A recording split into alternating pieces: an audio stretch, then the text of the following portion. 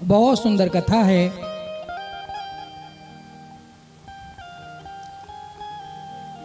श्री जगन्नाथपुरी में एक गृहस्थ ब्राह्मण रहते थे, उनका नाम था श्री नीलकंठ जी महाराज।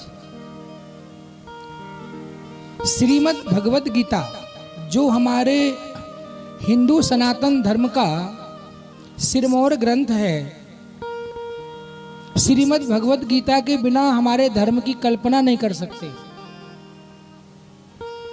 कुछ आए या अथवा ना आए, गीता का अध्ययन प्रत्येक व्यक्ति को करना चाहिए, हर व्यक्ति को करना चाहिए। तो श्री नीलकंठ जी महाराज इतने विद्वान हैं और भगवान जगन्नाथ के प्रति इतने श्रद्धावान हैं कि मात्र 2 टाइम भिक्षा करते हैं, खुद पा लेते हैं, परिवार को पवाने के बाद में निरंतर भगवान के भजन में रहते हैं। एक बार जगन्नाथ भगवान ने स्वप्न में आकर के नीलकंठ जी से कहा कि नीलकंठ, तुम श्रीमद् भगवत गीता के ऊपर भाष्य लिखो, श्रीमद् भगवत गीता के ऊपर कुछ ग्रंथ लिखो, जिससे कि समाज को भगवान की कथा कहने सुनने के लिए सरल हो जाए, बहुत सरल हो जाए।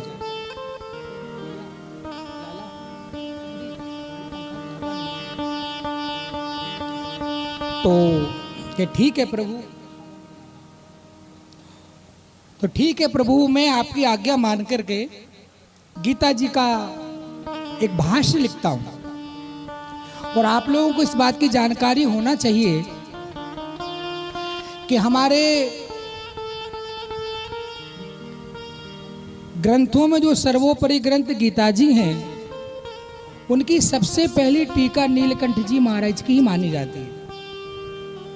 ये जो मैं आपको कथा भक्तमाल की सुना रहा हूं, ये लगभग 700 वर्ष से भी पहले की बात है। तो आप लोग समझिए कि नीलकंठ जी महाराज भगवत गीता के भाष्य करने में इतने व्यस्त हो गए, इतना उनका ध्यान हुआ कि उनके घर में खाने का एक टाइम का भोजन भी नहीं रहा, एक टाइम का। उनकी पत्नी इतनी पतिपरायणा, इतनी शांत सुशील और अपने पति की भावनाओं का, ज्ञान का, भक्ति का सम्मान करने वाली कि मेरे पास धन नहीं है कोई बात नहीं, लेकिन श्री नीलकंठ जैसे भगवत परायण विद्वान ब्राह्मण साक्षात जगन्नाथ भगवान जिनके स्वप्न में आकर के वार्तालाप करते हैं, ऐसे महापुरुष की मैं अर्धांगिनी हूं, इससे बड़ा मेरा सौभाग्य दूसरा क्या हो सकता है। बड़े बड़े राजा महाराजा जिनके चरणों में आकर के आशीर्वाद लेते हैं, वो कभी किसी से फूटी कौड़ी नहीं मांगते हैं। अब देखिए घटना कैसे घटती है।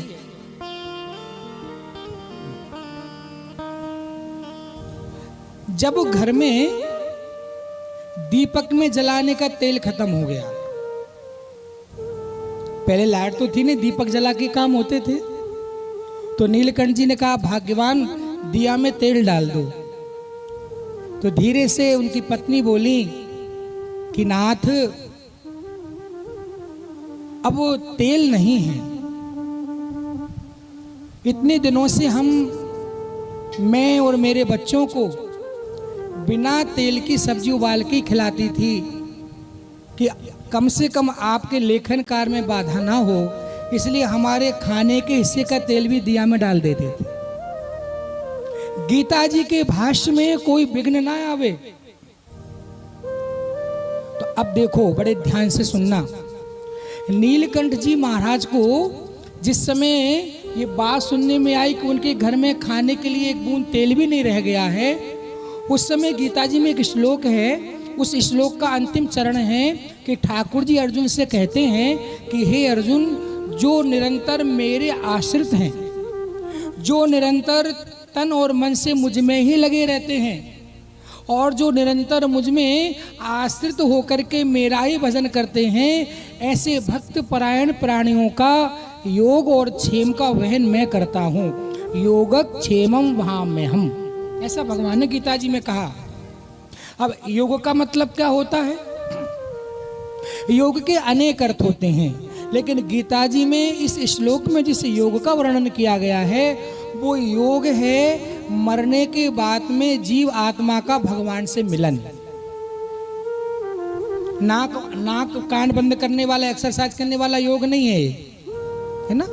हर जीव आत्मा ये चाहती है कि जिस शरीर में मैं कैद हूँ, जिस शरीर में मैं बंद हूँ, जब ये शरीर की आयु पूरी हो जाए तो मैं मुक्त होकर के अपने परमात्मा में जाकर के मिलना चाहती हूँ। जैसे हर नदी का लक्ष्य सागर होता है, वैसे हर जीवात्मा का लक्ष्य परमात्मा होता है। तो योग का मतलब है कि यदि केवल हम भगवान के लिए जी रहे हैं, केवल भगवान के लिए हमने अपने समस्त दैहिक दैविक भौतिक तीनों प्रकार के सुखों को भगवान के चरणों में समर्पित करके केवल भगवान के नाम जप में और भगवान की सेवा में और भक्तों की सेवा में ही अपने जीवन का लक्ष्य देख लिया है, ऐसे प्राणियों को मरने के बाद में मोक्ष के लिए प्रयास नहीं करना पड़ता है। ठाकुर जी स्वयं उस जीवात्मा का योग अपन में कर लेते हैं। योग का मतलब जीवात्मा का भगवान से योग होना, अर्थात प्लस होना, मिलना। अब ठाकुर जी कहते हैं क्षेम, तो क्षेम का क्या अर्थ है? योग क्षेमम वहां में हम, योग और क्षेम का वहन मैं करूंगा। तो योग का मतलब तो समझ गए ना आप, कि हमको भगवान से मिलना नहीं है, भगवान स्वयं हमको अपने आप में मिला लेंगे जिस दिन हम इस पिंड से बाहर निकलेंगे। क्षेम का अर्थ होता है कि जब तक ये जीव आत्मा, ये आत्मा शरीर में है, संसार में है, संसार में जीने के लिए जितनी भी भौतिक आवश्यकता होती हैं, एन केन प्रकारेण मैं ही इसकी पूर्ति करूंगा। इस जीवात्मा को शरीर में कब कहाँ किस चीज की आवश्यकता पड़ेगी, इस सब की व्यवस्था मैं करूंगा किसी के द्वारा। नीलकंठ भगवान ने कहा कि मैं सब कुछ परित्याग करके गीता जी को समर्पित हो चुका हूं, मेरे घर में एक बूंद तेल नहीं है, और गीता जी कहती है कि जो मुझ में समर्पित है उसके क्षेम का अर्थात भौतिक पदार्थों की पूर्ति भी मैं करूंगा। तो मेरे घर में तो खाने के लाले पड़ रहे हैं, भगवान ने मेरी पूर्ति क्यों नहीं की? मैं तो समर्पित हूं। इसलिए गुस्से में आकर के उन्होंने उस श्लोक को काट दिया, उस पर कलम चला दी गड़ा करके, जिससे कि वो गीता जी का पन्ना खंडित हो गया थोड़ा सा। जैसे गीता जी का वो पन्ना खंडित हुआ, गोलोक में बैठे हुए नारायण का आसन डोल गया महाराज। भगवान श्री नंदनंदन, श्री यशोदानंद वर्धन देवकी नंदन वृंदावन विपिनेश्वर बांके बिहारी लाल कांपने लगे। भगवान तुरंत गोलोक से उतर के पृथ्वी लोक पे आए। बड़े ध्यान से सुनना, जब कथा को बहुत ध्यान से सुना जाता है तो अंतिम में जब कथा का विराम होता है तब समझ में आ जाता है कि कथा किस लिए कही गई है, इस कथा का उद्देश्य क्या है, इससे ये कथा किन अर्थों में किन बातों को लेकर के कही गई वो समझ में आ जाती है। तो नीलकंठ जी महाराज तो समुद्र के किनारे जाकर के और क्रोध पूर्वक भगवान का भजन करने लगे। ऐसा भी होना चाहिए, कभी कभी गुस्से में भी भगवान का भजन करना चाहिए। ऐसे में जानते हो क्या होता है, गुस्सा आएगा तब भी भगवान याद आएगा, है ना, तब भी भगवान ही याद आएगा। समुद्र के किनारे जाकर के बैठ गए, गुस्से में भगवान का भजन करने लगे और भजन की सुंदर लहरी से भगवान आप प्लावित हो गए।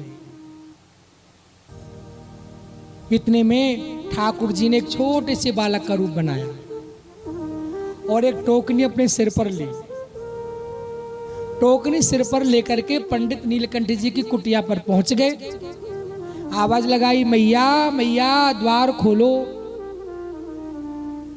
पंडितानी जी ने द्वार खोल दिया और देखा एक सुंदर श्यामल वर्ग का बालक, इसकी सुंदर सुंदर अलकाली घुंघराली अलके हैं।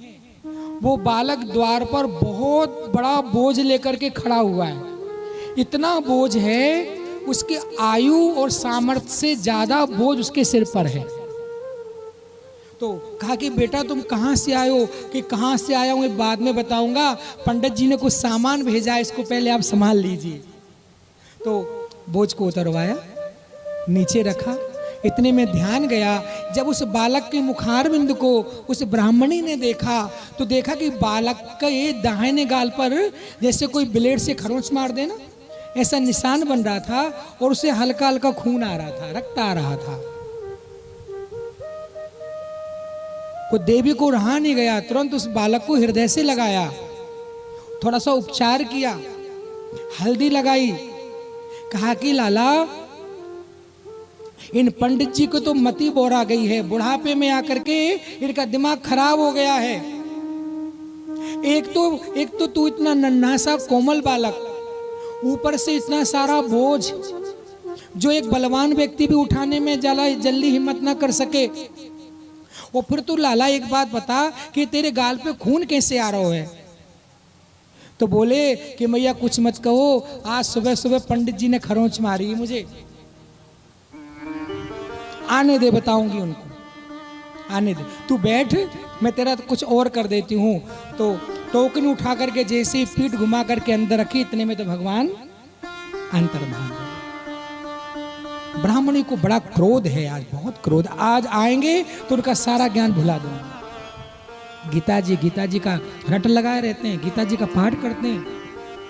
बड़े बड़े विद्वान आकर इनके चरणों में बैठ करके ज्ञान प्राप्त करते हैं, और अभी तक इनको इतना भी ज्ञान नहीं हुआ कि एक बालक के साथ में कैसे व्यवहार किया जाता है।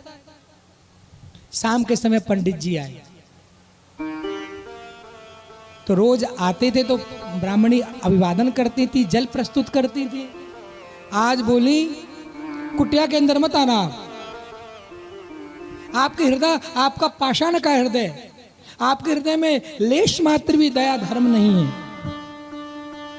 इतना थोड़ी भूखे मर रहे थे कि किसी बालक के ऊपर इतना अत्याचार किया जाए। तो कहा देवी कौन से अत्याचार की बात कर रही है, भाग्यवान पहले बता। तो कहले ये क्या है सब, ये देखो इतना सा, एक तो कुछ था नहीं और मिल गया तो किसी बालक के सिर पे तुमने लाद दिया।